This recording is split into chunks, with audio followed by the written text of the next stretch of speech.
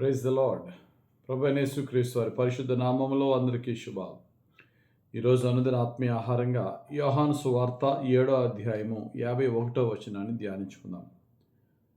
అతడు ఒక మనుషుని మాట వినక మునుపు వాడు చేసినది తెలుసుకొనక మునుపును మన ధర్మశాస్త్రం అతనికి తీర్పు తీర్చునా అని అడుగగా, చదవబడిన వాక్యంలో చూస్తే నికోదేము అని ధర్మశాస్త్రోపదేశకుడు మాట్లాడుతున్న మాటలు. యోధా మత పెద్దలు, ప్రధాన యాజకులు వీళ్ళందరూ కలిసి యేసుక్రీస్తు ప్రభుని సరిగా అర్థం చేసుకోకుండా ఆయనలో ఉన్న తప్పేంటి, ఆయన చేసిన తప్పేంటి అని యోచించకుండా ప్రజలు ఎక్కువ ఆయన్ని విశ్వసిస్తున్నారు కాబట్టి ఆయన్ని అర్జెంటుగా ఎలాగన్నా చంపేయాలని చెప్పి చాలా దుర్మార్గంగా యోచిస్తూ ఉన్నారు. అటువంటి సందర్భంలో అక్కడున్న ఆ పెద్దల్లో ఒక పెద్ద అయినటువంటి నికోదేము అంటాడు, అతనితో మీరు ఎప్పుడైనా సరే ఆయనలో తప్పేంటి, ఆయనలో మనకి వ్యతిరేకంగా చేస్తున్న క్రియలు ఏంటని యోచించారా? ఎప్పుడైనా ఆయన్ని నిలబెట్టి విచారించారా? ఏమీ ఆలోచించకుండా, ఏమీ యోచించకుండా, ఏమీ విచారించకుండా, ముందు వెనకతలు ఏమీ కూడా ఆలోచన చేయకుండా ఆ వ్యక్తిని పిలిచి మాట్లాడకుండా ఆ వ్యక్తిని హింసించాలా, చంపేయాలి, అరెస్ట్ చేయాలి అని ఈ యొక్క ఉద్దేశం, మీ ఉద్దేశాలు వాక్యానుసారమేనా అని వారిని సంఘ పెద్దల్ని నిలదీశాడు నికోదేము. ఇదే మాటను మన జీవితానికి కూడా అప్లై చేసుకుందాం. కొన్నిసార్లు మనము ముందు వెనక ఆలోచన చేయం. ఎవరో ఏదో చెప్తుంటే ఆ మాట మనం నమ్మేస్తూ మనం కూడా దాని ప్రకారంగానే చేసేయడానికి ప్రయత్నిస్తూ ఉంటాం.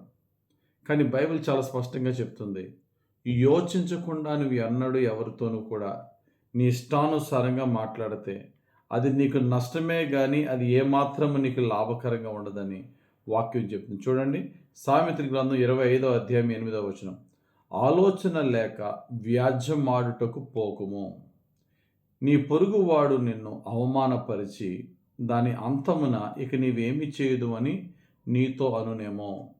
డే టు డే లైఫ్లో మన కుటుంబంలో ఎన్నో డిస్కషన్లు జరగవచ్చు, లేక మనం ఆఫీస్లోనో మన వర్క్ చేస్తున్న చోట ఏయో మనస్పర్ధలు రావచ్చు, లేకపోతే వాదోపవాదాలు జరగవచ్చు. కానీ దేవుని పిల్లలముగా దేవుడు మనకిస్తున్న వాక్యం ఏంటంటే, యోచించకుండా గొడవకి వెళ్ళొద్దు. ఒకవేళ గొడవకు వెళ్ళవలసిన పరిస్థితి అంటే కనీసం నిన్ను నీవు డిఫెండ్ చేసుకోవలసిన నీ నీతిని, నీ న్యాయాన్ని గురించి మాట్లాడవలసిన అవసరత వచ్చినప్పుడు కూడా ఎదుటివాని గురించి సరైన విధమైన అవగాహన లేకుండా ఆ వ్యక్తిని తీర్పు తీర్చడానికో, లేకపోతే ఆ వ్యక్తి మాట్లాడిన మాటలు తప్పని అనడానికో ముందుకి వెళ్ళొద్దు.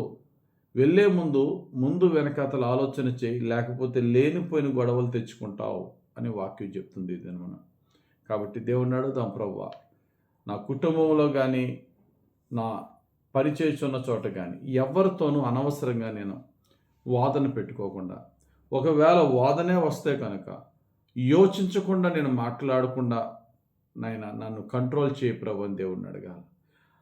యెహోషువ గ్రంథం 22వ అధ్యాయంలో ఒక స్టోరీ ఉంటుంది.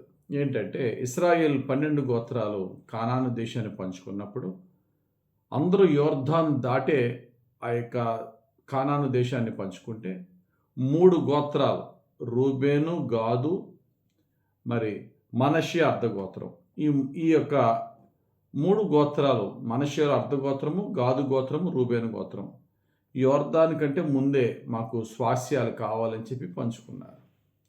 అయితే ఈ ముగ్గురు గోత్ర ప్రజలు కలిసి ఏం చేశారంటే, ఇశ్రాయేలులందరూ కూడా ఏ విధమైనటువంటి బలిపీఠాన్ని కట్టుకుని దేవునికి బలి అర్పిస్తారో అదే విధమైన బలిపీఠం ఇక్కడ కూడా కట్టుకున్నారు.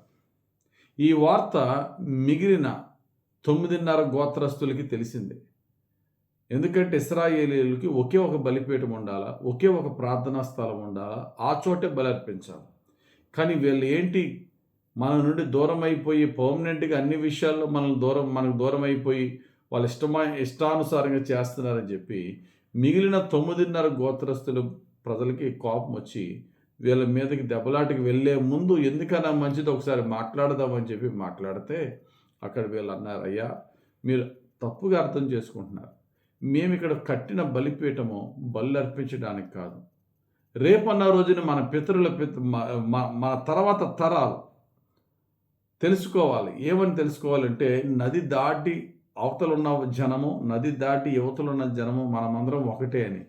దానికి చిహ్నంగా మీ అందరి దగ్గర ఉన్న దేవుని బలిపీఠం ఎటువంటి రూపంలో ఉందో, అదే రూపంలో మేము ఇక్కడ కట్టుకున్నాము. ఇది బలి అర్పించడానికి కాదు.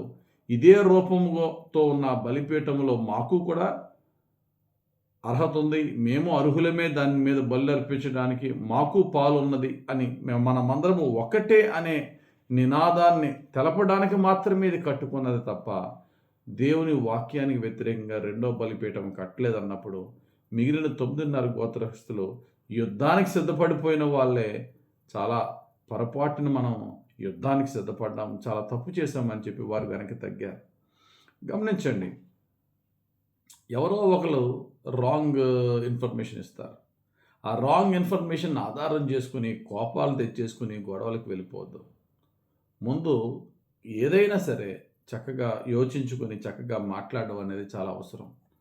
వెంటనే గొడవకు వెళ్తే ఎంతో పెద్ద డిజాస్టర్ వస్తుంది. ఎందుకంటే ఎదుటివాడి చేయని తప్పుకి వాడి మీద నిందేసినప్పుడు మన మీద ఎంత కోపంతో అన్నా సరే వారు రియాక్ట్ అవుతారు. కాబట్టి మన ఇంట్లో కానీ బయట కానీ ఎక్కడైనా సరే మనకి వచ్చిన ఇన్ఫర్మేషన్ జెన్యూన్ పర్సన్ నుంచే రావచ్చు, కాకపోతే ఆ వ్యక్తికి రాంగ్ ఇన్ఫర్మేషన్ రావచ్చు. వెంటనే ఎటువంటి ఇన్ఫర్మేషన్ వస్తుందో దానికి తగ్గట్టుగా రియాక్ట్ అయిపోవద్దు. నిన్ను పలానా వాడు ఇలా అన్నాడట అని ఎవరొకరు చెప్పవచ్చు. ఒకవేళ నిజంగా ఆ వ్యక్తి అన్నాడా లేదా, అది నా దగ్గరికి వచ్చేటప్పటికి ఇంకా ఏమైనా ఎడిషన్స్, సబ్ట్రాక్షన్స్, ఇంకా లేనిపోయింది కలిపిన పరిస్థితి వచ్చిందా అని యోచించి ప్రవర్తించడం అనేది దేవుని పిల్లలుగా మనము తెలుసుకోవాల్సిన విషయం. అలా యోచించకుండా ఉంటే దావీదుని నాబాల్ అనే ఒక మూర్ఖుడు తప్పుగా అర్థం చేసుకుని లేనిపోయిన గొడవ తెచ్చుకొని చివరికి చావు వరకు తెచ్చుకున్నాడు. అటువంటి స్థితిలో మనం ఉండకుండా సమస్యని కూడా సమాధానంగా సాల్వ్ చేసుకోవడానికి, పరిష్కరించుకోవడానికి ప్రయత్నిద్దాం. అనవసరంగా గొడవలకి, అనవసరంగా ఆర్గ్యుమెంట్కి వెళ్లకుండా సమాధానంతోనూ సాత్వికంతోనూ మన జీవితాల్ని ముందుకు నడిపించుకుందాం. దేవుడు అట్టి యోగ్యత, అట్టి పరిశుద్ధాత్మను నడిపింపు, అట్టి యోచన మనకిచ్చి సరైన మార్గం నడిపించును గాక. ఆమేన్. ప్రార్థన చేసుకుందాం. మహిమగల తండ్రి, దయగలిగిన ప్రభువా, మా డే టు డే యాక్టివిటీస్లో, అది కుటుంబంలోనే కానీ, ఆఫీస్లోనే కానీ, వ్యాపారం జరిగే చోటే కానీ, ఎవరో మూడో వ్యక్తి దగ్గర నుంచి ఏదన్నా మాట మాకు బాధకరమైన మాట వచ్చినప్పుడు వెంటనే మేము రియాక్ట్ అవ్వకుండా యోచించి, ప్రార్థించి, అది ఎంతవరకు రైటు రాంగ్ అనేది చక్కగా తండ్రి వివేచించి ముందుకు వెళ్ళే భాగ్యం మాకు దయచేయమని, ఎట్టి పరిస్థితుల్లో గొడవలకి తండ్రి వెళ్లకుండా, ఎట్టి పరిస్థితుల్లో తండ్రి యోచించకుండా ఏ విధమైన ఆర్గ్యుమెంట్కి వెనదెక్కకుండా మమ్మల్ని రక్షించి నీ యొక్క రైట్ అండర్స్టాండింగ్తో నడిపించమని యేసయ్య పుణ్యనామంలో ప్రార్థించి వేడుకొంచున్నాం తండ్రి. ఆమేన్. తండ్రి యొక్క కుమారుని యొక్క పరిశుద్ధాత్మ దిన అభిషేకం మనం సర్వసత్యం నడిపించి రక్షించి కాపాడి దీవించును గాక. Amen. God bless you. Have very blessed day.